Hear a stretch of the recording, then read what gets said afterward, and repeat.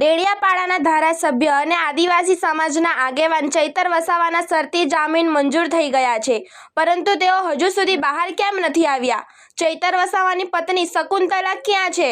ચૈતર વસાવાની ગેરહાજરી પૂરી રહેલ વર્ષા વસાવા શું હવે રાજકારણ છોડી દેશે? ચૈતર વસાવા આમ આદમી પાર્ટીમાંથી જ ચૂંટણી લડશે કે કેમ? ચૈતર વસાવાને ભરૂચ જિલ્લામાં આવતા કેમ રોકવામાં આવી રહ્યા છે?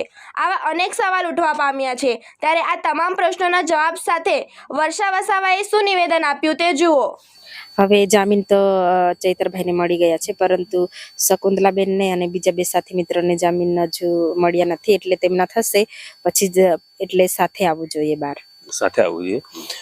હવે દર્શકોની એ પણ છે કે ચૈતર વસાવા હવે પહેલા જે રીતે લડતા હતા સરકાર સામે, એવી રીતે હવે લડશે નહીં, એવી રીતે અવાજ એમનો ઉઠશે નહીં, એવી પણ લોકોમાં વાયકા ચાલી રહી છે। એ વાત સાચી છે?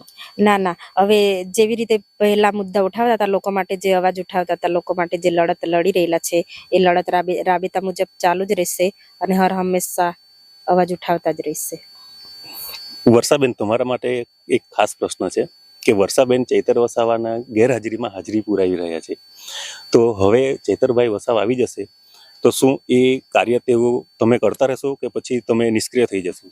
હા, હવે ચૈતરભાઈ ભલે આવી જશે, પણ એમના સપોર્ટમાં અમે એમના કાર્યક્રમમાં બધે અમે જ્યાં એમનાથી ના પહોંચી વળે તે જગ્યાએ અમે પોતે જઈને ઉભા રહીશું। હવે બીજો પ્રશ્ન એ છે કે ચૈતર વસાવા જેલમાંથી છૂટીને નીકળશે તો એવી પણ વાયકા છે કે ચૈતરભાઈ વસાવાને ડાયરેક્ટ ગાંધીનગર MLA ક્વાર્ટરમાં મોકલી દેવામાં આવશે, શું એ વાત સાચી છે?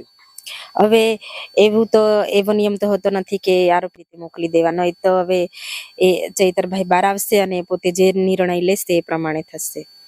હવે તે દિવસે આપણા અરવિંદ કેજરીવાલ સાહેબ આવ્યા હતા અને તેઓએ ભરૂચ સાંસદ માટે તેમણે ચૈતરભાઈ વસાવાનું નામ જાહેર કરી દીધું છે અને મનસુખભાઈ વસાવા એવું કહી રહ્યા છે કે ચૈતરભાઈ બેતરભાઈ કોઈ ચાલે નહીં, અહીંયા જે મારું રાજ્ય ચાલતું છે એ જ કાયમ ચાલતું રહેશે, એ વાત સાચી છે?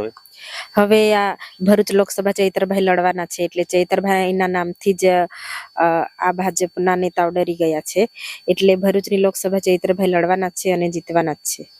એ ડરના લીધે જ કઈ ચૈતરભાઈ વસાવાને ભરૂચમાં આવવા માટે અટકાવવામાં આવ્યા છે ખરા? હા, હવે ભરૂચ લોકસભા લડવાના છે, એટલે ત્યાં ના આવી શકે, ત્યાં બધું ચૂંટણી પ્રચાર ના કરી શકે, એ માટે જ એમને ભરૂચમાં આવતા રોકવામાં આવ્યા છે।